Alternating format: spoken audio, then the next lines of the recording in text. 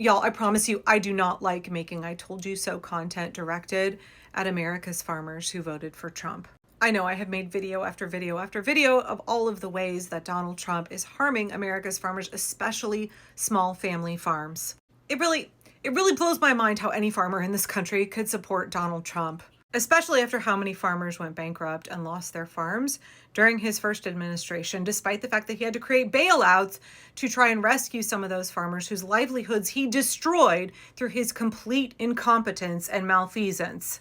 I understand that so many of our farmers have been propagandized successfully. I understand how conservative many farmers are in this country and how well the propaganda of the alt-right has worked on them. It got them to vote against their own best interest. How farmers who rely so heavily on government subsidies and grants and loans and programs could vote for a regime that was hell-bent on wrecking everything that keeps their businesses going, I will never understand. And I appreciate so much the work of Will Westmoreland, who says, you don't have to admit that you were wrong. You just have to admit that you were lied to. Trump lied to, courted, pandered to farmers across this country, but he was feeding them a bunch of bullshit. And now they're finding out how bad things are getting. And unfortunately, I have more bad news. Back in February, I talked about how thousands and thousands of America's farmers were being denied funds that the federal government had already promised them through Biden's infrastructure packages, through sustainable energy programs. They had already been promised money, and the Trump regime was like, no, we're not going to pay it out to you. Thousands and thousands more farmers lost funding through programs. They lost grants, they lost subsidies because Elon Musk and Donald Trump gutted all kinds of programs, including USAID, including food aid, including school lunch programs. So many of America's humanitarian projects, y'all, are actually agricultural subsidies. One of my most viral videos was about how, did y'all not understand that WIC is an agricultural subsidy? I used to work for WIC. That's Women, Infants, and Children. It is a supplemental nutrition program for those of you that aren't in the US. WIC is the #1 purchaser of formula in the United States. Do you know who that benefits directly? The dairy industry and the soy industry. Oh, and also the corn industry. WIC provides cheese, milk, cereal, juice, fruit. These are all agricultural subsidies. When you cut food assistance to needy families, you are hurting farmers. When you cut USAID, which was sending all kinds of food that was grown and produced in the United States, sorghum, soy, corn, wheat, milk. I could go on and on. Not only are you now starving the world's poorest people, you have deprived farmers of a significant portion of their funding. Nobody wants to buy their crops. We are looking at farmers around the country, particularly in Nebraska, but not exclusively by any means, who have silos full of grain that they cannot sell. And Will is right. They were lied to. They were deceived. But unfortunately, the consequences of their actions don't just hurt the school children in the US who are now no longer getting adequate nutrition.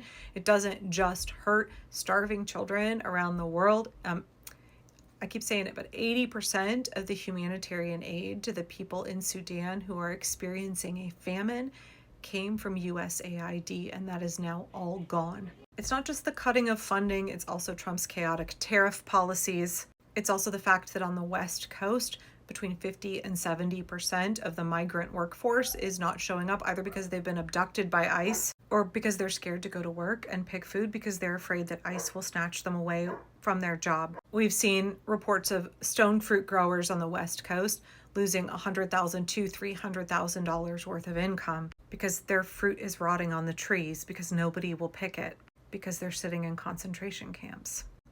But it's worse than that. The consequences of what these folks have voted for is costing them their farms. We now have good data that farm bankruptcies are rising in 2025. University of Arkansas System Division of Agriculture reported that farm bankruptcy filings are rising in 2025, a sign that agriculture is facing the same high financial pressures it saw pre-pandemic during Trump's first term. The number of bankruptcy filings for the first quarter of 2025 have outpaced those of the same period in 2024. Once you see this on a national level, it's a clear sign that financial pressures we saw before in 2018 and 2019 are kind of re-emerging. That's according to Mary Hightower from University of Arkansas Division of Agriculture. So we're seeing this uptick for family farmers and family fishermen as well, where they are filing under Chapter 12. The idea here is that maybe they can hold on to their farm and work to repay their debts, or hold on to their boat or boats and work to repay their debts. Chapter 12 was created in 1986 in the middle of the farm crisis because previously the only option was to file under Chapter 7, in which you have to liquidate all of the farm's assets in order to pay off creditors. So according to Arkansas Division of Agriculture, when asked, why are these bankruptcy filings increasing? They didn't want to come out and say anything negative about the regime, so they said, there is a pressure cooker of input costs increasing. Seed, fertilizer, tools, diesel, they're all going up in price. Yeah, that's because of Trump's tariffs. They also add that commodity prices are back at where they were during Trump's first term. So people are not able to find buyers for the goods that they're producing, and they're watching their costs go through the roof because of Trump's tariffs.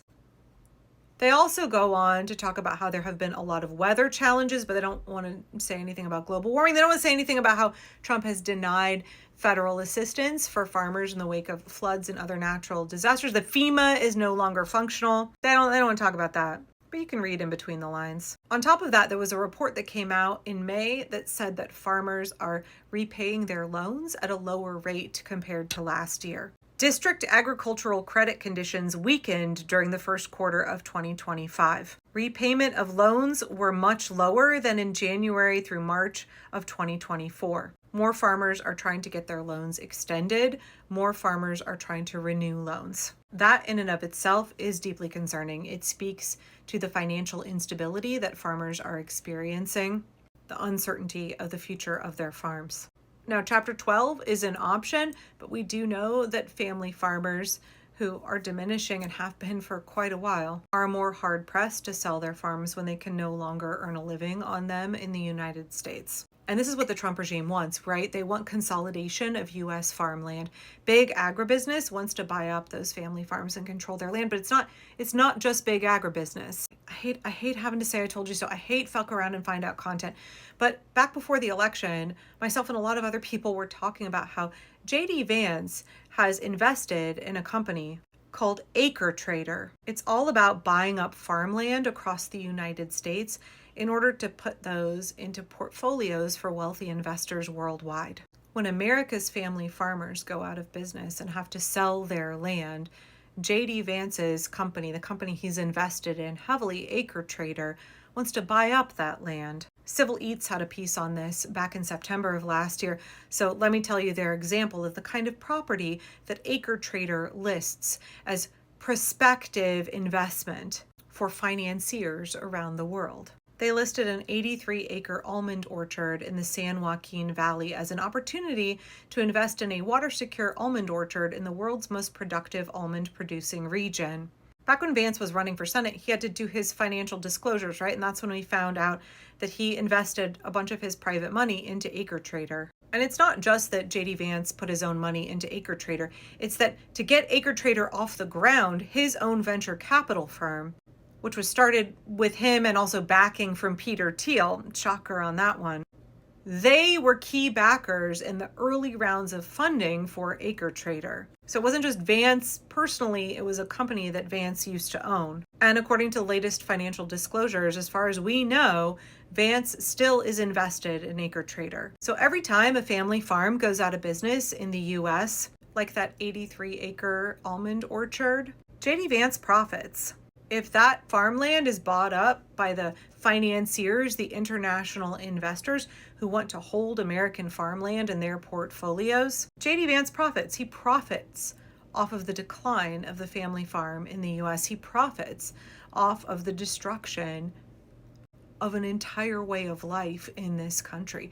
They don't want small family-run farms. They don't want you owning any of the means of production. They don't want you determining what happens with your land. They don't want you running your own business. They want you to be cogs in the machine where mega corporations, billionaires own everything. And we are subservient little serfs. They have a vested interest in driving family farms out of business. And yet Trumpers voted for this. It's yet another case of the tree voting for the axe. My grandpa was a farmer in Indiana. This is a sad thing to see America's family farms being put out of business by the folks they voted for.